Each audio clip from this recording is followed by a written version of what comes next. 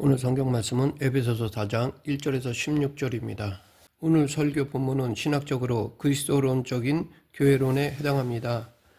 우리말 성경에는 이 대목에 성령이 하나 되게 하신 것이라는 소제목이 달려 있습니다. 반면에 루터 성경에는 영 안에서의 단일성과 은사의 다양성이라는 소제목이 달려 있습니다. 이 중에 루터 성경이 본문의 핵심을 더 정확하게 요약한다고 생각합니다. 여기서 은사의 다양성은 이해하기 어렵지 않습니다. 교회 안에서 각각의 신자들은 서로 다른 은사를 받았다는 것입니다.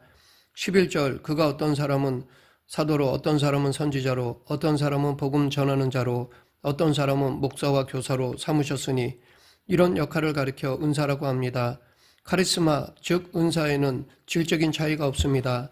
다만 각각의 기능이 다를 뿐입니다. 이 은사의 다양성이 보장되어야 교회가 건강해질 수 있습니다. 그런데 이 은사의 다양성은 이해하기 어렵지 않지만 영 안에서의 단일성은 이해하기가 좀 까다롭습니다. 왜냐하면 은사의 다양성은 눈에 보이지만 영 안에서의 단일성은 보이지 않기 때문입니다. 그래서 대부분의 신자들이 영적인 단일성에 대해 깊이 생각하지 않습니다. 생각해봐야 손에 잡히지 않기 때문입니다. 혹은 반대로 그걸 다 아는 이야기로 치부하기도 합니다. 우리는 보통 단일성이란 성령 안에서 우리가 하나라는 뜻이 아니냐, 좋은 말이지, 당연히 그렇게 생각하고 살아야지 하고 지나갑니다. 그러나 영적인 공명은 없습니다. 정말 우리가 그 세계를 알고 있을까요?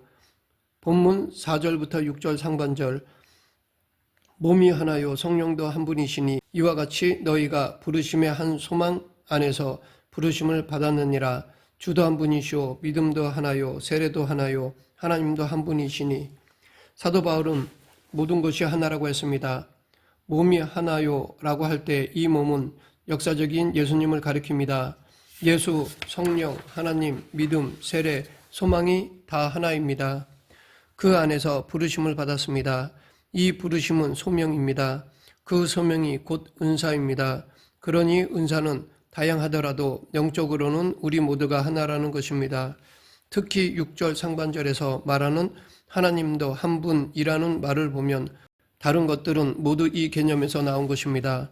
본문은 이어서 그 하나님을 곧 만유의 아버지시라 만유 위에 계시고 만유를 통일하시고 만유 가운데 계시도다 라고 설명합니다. 만유는 세상의 모든 것을 가리킵니다. 지구에 살고 있는 사람만이 아니라 그 안의 모든 것들, 하늘의 별들과 그 안의 모든 것들입니다. 만유의 아버지라는 말이 자칫하면 범심론 또는 다실론처럼 들리지만 사도 바울은 그런 것을 말하는 것이 아닙니다. 하나님의 절대적인 속성인 단일성을 말하는 것입니다. 그 하나님은 만유 위에 계시고 만유를 통일하시고 만유 가운데 계신다고 했습니다. 루터 성경에는 만유 너머에 만유를 통해 만유 안에 계시다라고 되어 있습니다. 그러면 만유 너머에 만물을 통해 만물 안에 계시는 분이 누구일까요? 이에 대한 대답은 자기가 어떤 삶의 토대에서 사는가에 따라서 서로 다른 대답을 할 것입니다. 장자나 노자를 따르는 사람은 그가 바로 도라고 할 것입니다. 화이트헤드는 과정이라고 하고 하이데거는 존재라고 할 것입니다. 불교 신자들은 부처라고 할 것입니다. 고대 헬라 철학자들도 각자 나름대로 대답할 것입니다. 플라톤은 이데아라고, 아리스토텔레스는 형상이라고, 데모크리토스는 원소라고 말할 것입니다. 물론 서양 철학자의 아버지인 탈레스는 물이라고 할 것입니다. 이런 설명을 듣고 혹자는 성서의 세계가 다른 종교나 철학의 세계와 다를 것이 없다는 것인가, 하나님이 도나 존재에 불과하다는 것인가 하고 불편하게 생각할 수 있을 것입니다. 그러나 불편하게 생각할 것이 하나도 없습니다. 성서와 기독교의 전통이 원래 그렇습니다. 성서 기자들은 외부 세계와 완전히 담을 쌓고 사는 고집불통이 아닙니다. 자신들의 신탁이 왜 옳은지에 대해서 보편적 진리의 차원에서 끊임없이 성찰했습니다. 만약 오늘의 노자와 장자의 도 개념이 하나님을 변증하는 데 필요한 것이라면 얼마든지 받아들일 수 있습니다. 현대 물리학이나 생물학도 마찬가지입니다. 그들이 말하는 그 궁극적인 현실성이 바로 성서가 말하는 하나님이라고 말할 수 있습니다. 그리고 당연히 그렇게 말해야 합니다. 사도 바울도 당시의 다른 종교, 철학의 용어나 개념들을 받아들인 것입니다. 진리의 차원에서 자신감이 있었기 때문에 그런 시도를 했습니다. 사이비 이단들은 그런 자신감이 없기 때문에 무조건 믿으라고 닥달할 뿐입니다. 사도 바울이 말하는 만물 너머에 만물을 통해 만물 안에 계시는 분이 누군지를 생각해 보면 만약 그런 분이 느껴진다면 하나님에 대해서 한 단계 더 깊이 아는 것입니다. 그렇게 하는 과정을 통해서 우리의 영혼은 자유로워질 것입니다.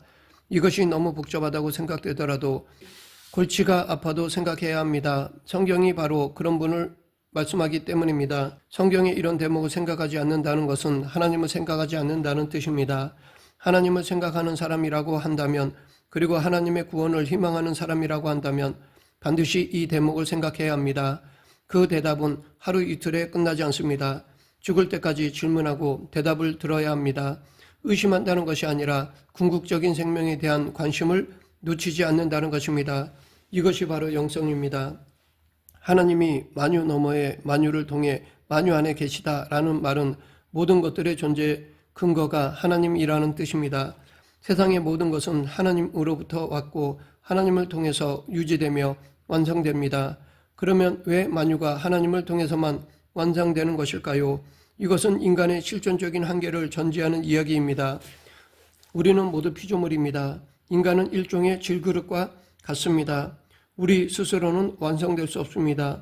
우리가 죽는다는 사실을 제외하고 보더라도 마찬가지입니다. 우리는 세상에서 아무것도 소유할 수 없습니다. 그 어떤 쾌락을 통해서도 만족을 얻을 수 없습니다. 아무리 좋은 친구나 가족이 옆에 있어도 외롭습니다. 그렇지 않은 사람은 세상에 하나도 없습니다. 아주 어린아이거나 인간의 실존을 생각할 수 없을 정도로 영혼이 둔감해진 사람들을 제외하고는 그렇습니다. 여기까지는 철학입니다. 종교 일반입니다. 하나님의 형상으로 지음받은 인간은 누구나 생각할 수 있는 차원입니다. 사도 바울은 그 차원을 뛰어넘어 기독교 신앙의 진수를 말합니다.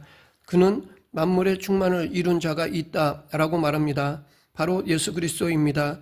10절 내리셨던 그가 곧 모든 하늘 위에 오르신 자니 이는 만물을 충만하게 하려 하심이라. 내리셨다라는 말과 오르셨다라는 말이 9절에도 반복해서 나옵니다. 예수님이 하나님의 아들로서 세상에 오신 것을 내리셨다라고 하며 부활 승천하시고 하나님의 우편에 앉아 계신 것을 오르셨다라고 하는 것입니다. 에베소서는 이것을 시편 68편 18절을 인용하여 설명하였습니다. 즉 이 시편 9절을 예수님의 부활 승천이라고 해석한 것입니다. 현대인들은 예수 그리스도께서 하늘로부터 내려오셨다라는 말이나 하늘로 올라가셨다라는 말을 이해하지 못합니다. 이것을 믿는다고 하는 기독교 신자들도 그것이 무슨 뜻인지 잘 모릅니다. 이것은 기본적으로 기독론의 문제입니다. 기독교 신앙의 고유한 구원론이 여기에 담겨 있습니다. 이것은 유대교와의 차이이기도 합니다. 유대교는 예수님을 단순히 선지자 정도로만 여깁니다. 이슬람교도 비슷합니다. 그들의 주장이 터무니없는 것은 아닙니다. 당시 예수님은 유대인 한 남자였습니다. 그가 하나님의 아들, 즉 하나님이라는 표시도 없었습니다. 물론 당신이 하나님의 아들 되심을 증거하는 표적을 보이셨지만 사람들은 깨닫지 못했습니다. 그는 하나님 나라를 선포하고 그런 기준에서 행동하다가 30대 초반에 십자가 처형을 당했습니다. 당시의 관점으로 보면 십자가에 처형당한 자는 저주를 받은 것이었습니다. 예수님의 제자들과 초기 기독교 공동체에 속한 사람들은 자신들과 똑같이 인간으로 살았던 예수님을 하나님의 아들로, 즉 메시아로 경험했습니다. 이것이 가능할까요? 어떻게 이런 일이 벌어진 것일까요? 무엇을 근거해서 초기 기독교인들은 예수님을 메시아로 인식하고 고백한 것일까요? 당시 사람들이 기독교인을 얼마나 이상하게 보았을지 상상이 됩니다. 초기 기독교인들은 예수님을 메시아로 믿는 데 있어서 특별한 경험을 하였습니다. 그 경험은 바로 예수님의 부활 사건에 대한 것입니다. 이 예수님의 부활 사건은 초기 기독교인들에게는 아주 특별한 생명 경험입니다. 그런데 부활 사건은 그를 따르던 사람들에게만 경험되었습니다. 그 이외의 사람들에게는 경험될 수 없었습니다. 그러면 이것은 도대체 무엇일까요?